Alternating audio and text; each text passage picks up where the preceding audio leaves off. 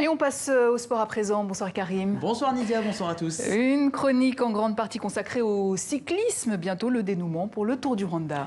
Avant-dernière étape ce samedi à la mi-journée de Musanze à Kigali, 107 km dont des passages sur les pavés comme un air de Paris-Roubaix, la mythique classique du nord de la France. À l'avant, une grosse partie de la journée, Timothy Rugg dynamite la course. L'Américain passe en tête au sommet de 4 des 6 ascensions du jour, de quoi lui permettre d'endosser le maillot de meilleur grimpeur. Au cœur de Kigali, un groupe de 5 se détache, parmi eux David Lozano attaque dans le dernier kilomètre. L'Espagnol s'impose en puncher.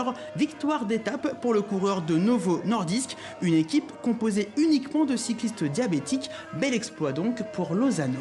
Et au classement général, le maillot jaune prend une option sur la victoire finale. Effectivement, Samuel Mugisha n'a plus qu'un seul rival. Il s'agit de son compatriote Jean-Claude Ouizeye de l'équipe française POC Côte de Lumière. 21 secondes séparent les deux Rwandais. Derrière, les autres prétendants sont maintenant distancés. Le grimpeur éthiopien Al Michael, l'Algérien Asdin Nagab et David Lozano, l'Espagnol, se retrouvent à plus d'une minute. Et en attendant la dernière étape, une chose est sûre, cette 10e étape du Tour du Rwanda a été un véritable succès, on peut le dire. Oui, exactement un 10e tour avec un engouement populaire sans cesse renouvelé, des supporters en folie, un rayonnement grandissant sur le continent et bien au-delà, à tel point que le pays devient une référence mondiale. Les précisions de notre envoyé spécial sur la route du Tour, Tatiana Mosso. Il crie les noms des stars rwandaises. Ici, le vélo est devenu le sport numéro 1.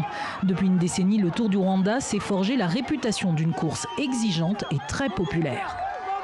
Ça s'explique par la volonté que nous avions dès le départ de rendre le Tour du Rwanda une course attrayante et bien placée à l'international. On a renforcé la détection des talents et le centre de formation des cyclistes.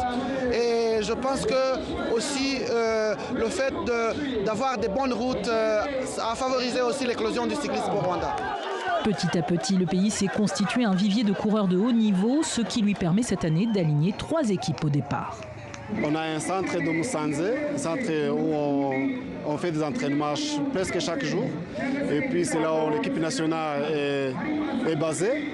On voit qu'au niveau international, au niveau africain, on est quand même parmi les meilleurs. Et les efforts paient. En 2019, le Tour du Rwanda passe en catégorie 2.1, un niveau qui attirera les meilleures équipes mondiales. Cette course est un exemple de réussite pour les autres pays. Le continent africain, c'est presque aujourd'hui celui qui tire la croissance de l'ensemble du cyclisme mondial. Les coureurs africains, aujourd'hui, participent au Tour de France. Demain, je suis convaincu qu'ils seront en capacité de jouer le classement général et pourquoi pas la victoire finale. Au centre mondial, on accueille, nous, de plus en plus d'Africains et surtout de plus en plus d'Africains compétitifs. Fort de ses atouts, le Rwanda rêve d'accueillir pour la première fois de l'histoire sur le continent africain les championnats du monde de cyclisme sur route en 2025. Et pour finir, Karim, un mot de tennis avec un Sud-Africain à l'affiche du côté de Toronto. Kevin Anderson en lice pour remporter son tout premier Masters 1000. Le natif de Johannesburg dispute en ce moment même la demi-finale des internationaux du Canada. C'est face au surprenant grec Tsitsipas. Anderson a remporté la première manche au jeu décisif et nous sommes actuellement dans la seconde manche. En tout cas, quoi qu'il arrive, Anderson confirme sa grande forme du moment. Un mois seulement après sa première finale en Grand Chelem du côté de Wimbledon en Grande-Bretagne. Ce cogneur doté d'un service foudroyant pointe actuellement à la 6e place mondiale. Affaire à suivre donc. Merci Karim. À demain. À demain.